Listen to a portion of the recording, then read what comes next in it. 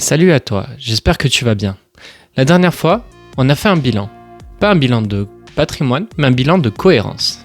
Aujourd'hui, j'aimerais aller un petit peu plus loin que la dernière fois. Sur YouTube, on parle beaucoup du patrimoine, mais très peu de celui qui investit pour l'avoir. Sauf que c'est dommage. Investir, c'est bien, mais oublier de vivre pour investir, ça c'est dangereux. Alors bien sûr, dans les prochaines vidéos, je vais te parler de patrimoine, d'investissement, d'immobilier, de bourse, de crypto, etc.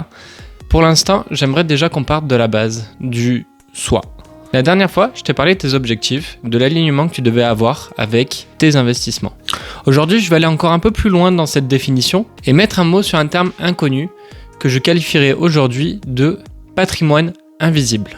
Alors, si tu es OK avec ça, on ouvre aujourd'hui le carnet d'investisseurs.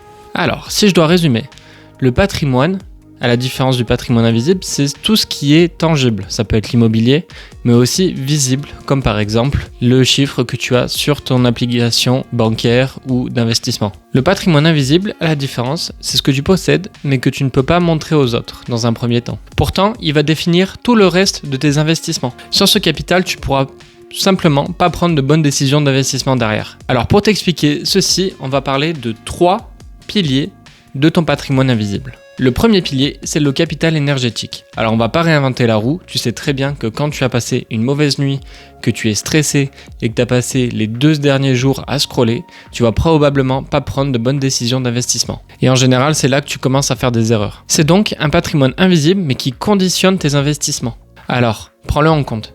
Si t'es pas sûr, vaut mieux passer une bonne nuit de sommeil, comme on dit, la nuit porte conseil, plutôt que se prendre un retour de flamme sur tes investissements, surtout sur du long terme. Et d'ailleurs, là, c'est dommage que je ne suis pas sponsor par Emma Matelas parce que ça aurait fait une super transition vers une petite pub. Donc, en attendant d'avoir des sponsors, ça va être ma transition vers le pilier numéro 2.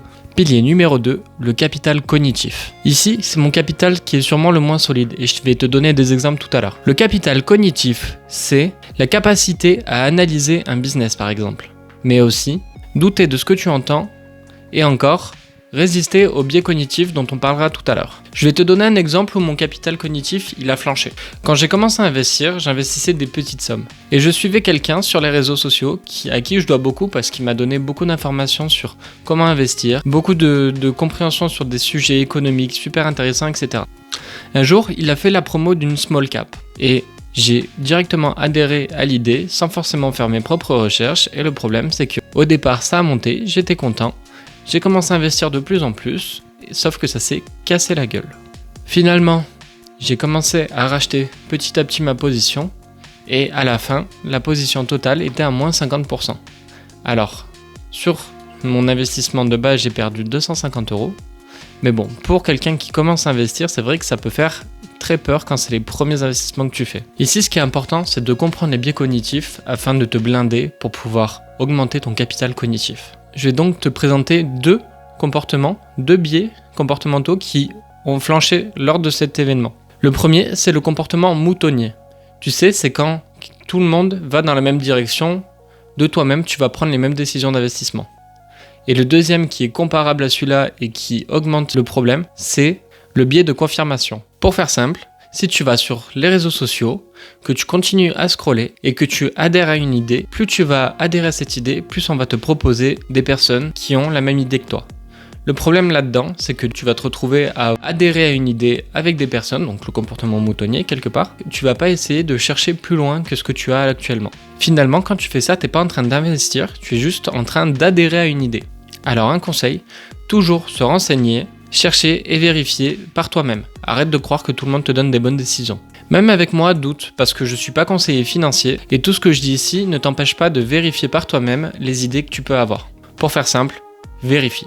Un autre biais que j'ai eu pendant cet investissement et que je me suis rendu compte pendant la production de cette vidéo, c'est que j'ai FOMO à fond. FOMO, pour ceux qui ne savent pas ce que c'est Fear of Missing Out. Pour faire simple, c'est la peur de rater le train. Et dans cet investissement, ce que j'ai fait, c'est que j'ai commencé à acheter petit à petit jusqu'au moment où ça a commencé à baisser, où j'ai eu peur, où j'ai revendu. Finalement, ça a commencé à remonter.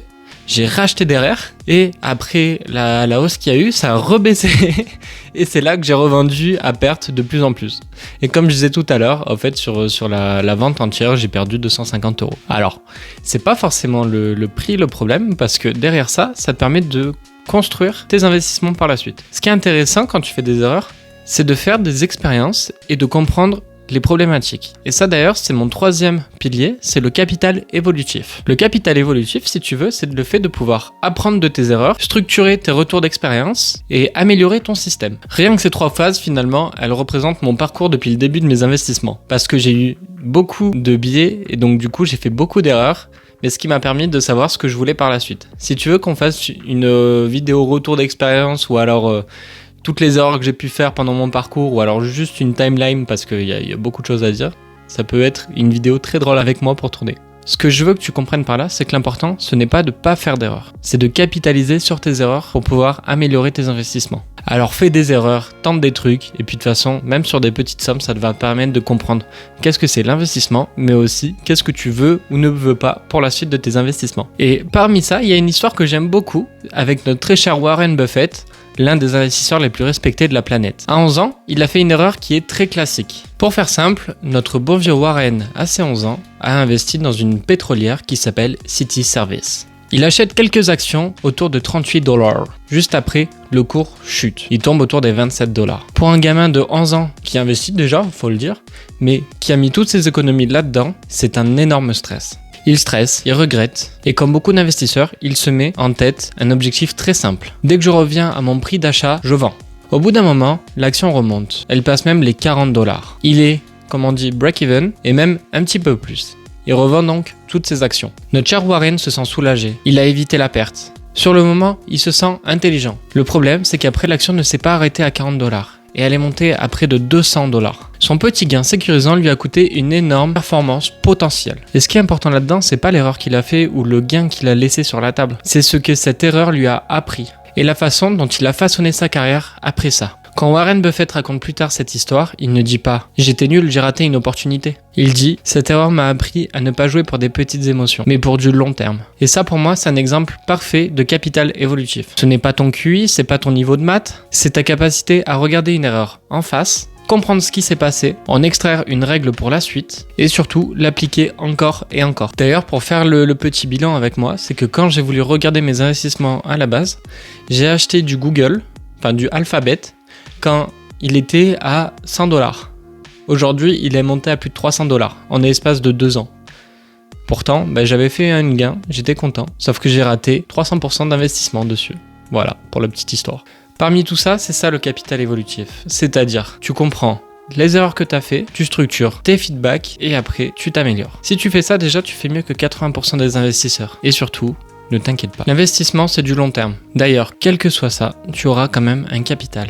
Un capital invisible, un patrimoine invisible. C'est ton temps, ton énergie, ton attention. Et la plupart des gens font n'importe quoi avec. Trop de travail, donc plus d'énergie pour réfléchir. Trop de contenu, donc aucune mise en pratique. Trop de distractions, donc aucune profondeur. Et le problème, c'est qu'avec de bons investissements, mais une mauvaise allocation personnelle, cela détruit tout. Parce qu'au final, tu peux pas construire un bon portefeuille avec un mauvais opérateur. Et ça nous ramène à quelque chose de très simple. Le rendement ne dépend pas uniquement de tes investissements. Il dépend de ton comportement et ton comportement dépend de ton système. Les meilleurs investisseurs ne sont pas ceux qui trouvent les meilleurs investissements, mais ce sont ceux qui prennent les bonnes décisions de manière constante. Alors la question aujourd'hui, c'est pas est-ce que tu investis bien ton argent? Est-ce que tu es en train d'optimiser tes investissements ou la personne qui les gère?